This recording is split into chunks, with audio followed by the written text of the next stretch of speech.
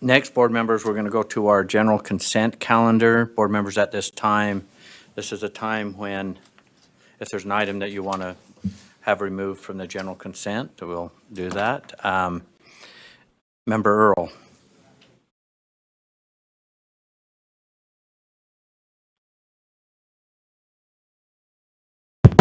I'd like item number 2 pulled. Okay, item 2 is actionable. It's Contracts, agreements for contracts approval. agreement for approval. Any other items? Seeing none, I seek a motion that we approve our consent calendar with item 2 being removed. So moved. Oh, Member Booth, do we have a second? Member Straight, discussion to the motion? Seeing none, the motion before the board is to approve the consent item, or consent items with item number 2 being removed. All those in favor say aye. Aye. Those opposed? Voting was unanimous. We'll go now to Board Member Earl. Do you have questions or comments on the actionable item number 2, contracts? Yes, I have spoken quite a bit with Jennifer Thronson about a number of these. And it seems like most of them are legislative. Is that priority, that kind of thing, the things that have gone through legislature? And just in a broad sense, I wonder how much control we have with these entities once they begin their processes. So I don't know who to direct that question to. Superintendent, can you take that question, or do you want to refer to staff?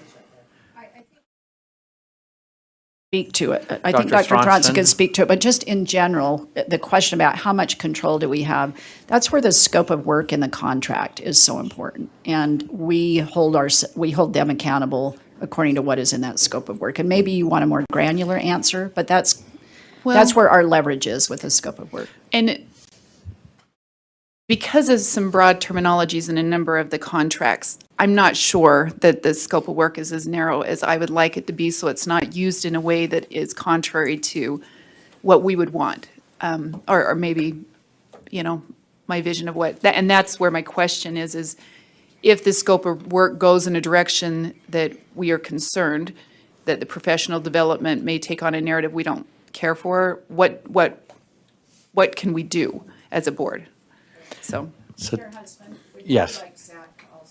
Table, Director of Purchasing. Yeah, who we works on can, those. Zach, between Jack and Jennifer, in our contracts, there's always time, scope, dollars, and special terms and conditions, and there's a lot in those special terms and conditions, but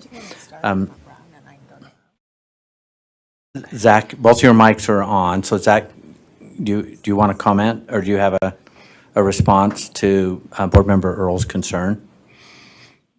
Sorry, I was just pulling up that contract.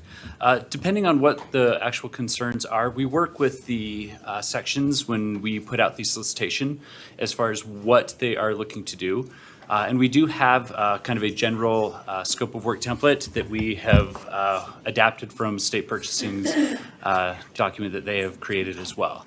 So with that, we do have in there certain terms, and our standard terms and conditions do cover that, when we do have certain items in the scope, that's the only thing that's authorized.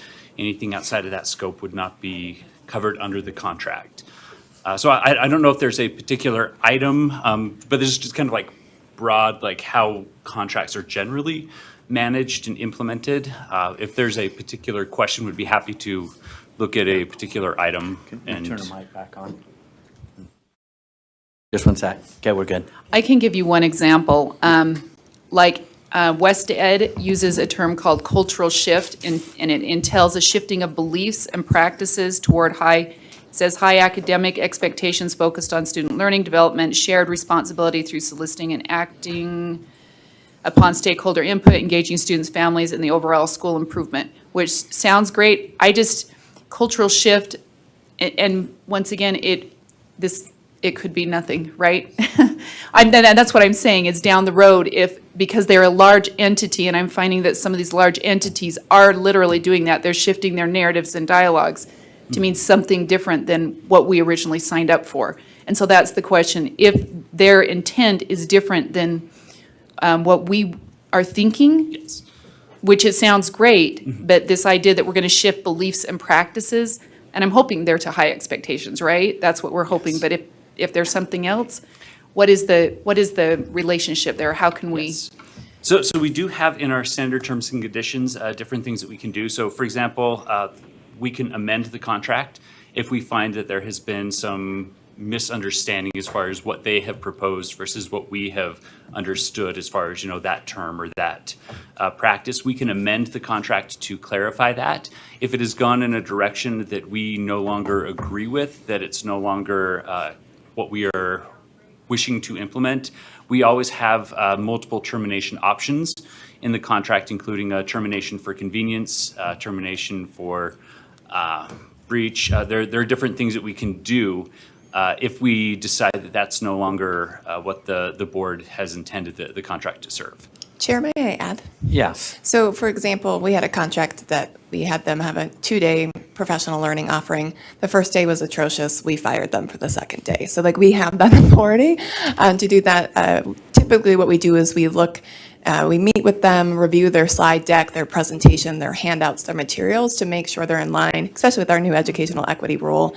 I had that conversation with our RFP for our Math Coaching Institute. We have to be very clear about our expectations around anything related to equity and the language we use, those types of pieces. And so the agreement is they will share all their materials in advance, and we get to review and give feedback to make refinements. Now, let's say we reviewed the materials, but it's more the oration that comes from the presentation. We can have conversations with them, give them further feedback, or bless and release them from their contract. So with those options, we've been able to really navigate with providers. And in the case of language, that is something that we're, I think, more sensitive to now with our vetting processes and things, that we can avoid those to most levels. But if we didn't avoid them, there is ability to kind of redirect. And I had asked earlier, and you had indicated that there is feedback that those that participate actually give directly to us, so that there is kind of a Yeah, middle- so for example, yeah. in the Mount Holyoke, our plan is a kind of pre-assessment, as well as after each professional learning, there will be an evaluation process. And so that is through our Qualtrics system, which will come to us. We'll share it with the vendor for their own professional learning improvement. So they might get feedback oh, that could have gone better in this way. But we get that directly and then share it with the provider without granularity, but just the aggregate data. Okay, thank you. I think that answers my questions. Great. So- Any other questions on item 2 of the consent item? If not, I would be seeking a motion. Go back to it. Hang on. Let me get my computer. I got caught up in the conversation and fell behind. Sorry. Oh, there it is. So I'd be seeking a motion, or is there a motion to approve item number 2? Chair, I would Yes. move that we approve the contracts and agreements as they've been presented in the consent agenda. Okay, do we have a second? Member Cannon, did you want to, do you have any discussion to your motion, Member Booth? Okay. The motion before the board, is there any discussion? Seeing none, the motion before the board is to approve item 2 in the general consent calendar, contracts and agreements as shown in the calendar. All those in favor say aye. Aye. Those opposed? No. The noes, do we have one? Member Klein. Okay, the motion passes. Okay, thank you.